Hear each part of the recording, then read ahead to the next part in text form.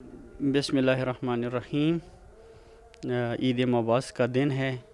اس مبارک دن کو اس مکتبہ کا، جس کا نام ہے مکتبۃ الکتاب المبین، جامع الاسقا لاہور میں باقاعدہ افتتاح ہو رہے ہیں۔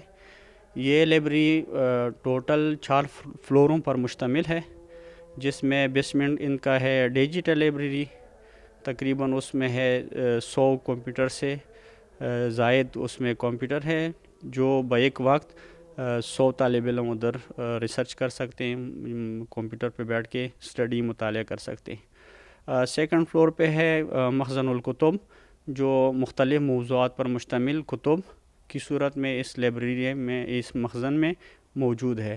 اور تھرڈ فلور پہ یعنی اس سے اوپر جو فلور ہے اس میں موضوعاتی حساب سے کتب رکھے ہیں، یعنی ایک قسم کی مستقل لائبریری ہے۔ مثلا تفسیر قرآن کے الگ ہے، حدیث رجال کے الگ ہے، فقہ، اصول فقہ، اس طرح فلسفہ، منطق، ادیان، تاریخ، جغرافیہ، اس طرح مختلف موضوعاتوں پر تقریباً 9 لائبریری مشتمل ہے، وہ سیکنڈ فلور پہ ہے۔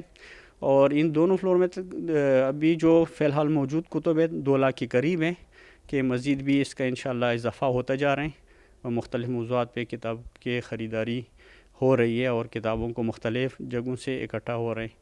اور تمام موضوعات اور تمام مسالک مذاہب کی جو کتب ہے، جو منابع اولیہ ہے، ان کا اس لائبریری میں موجود ہے۔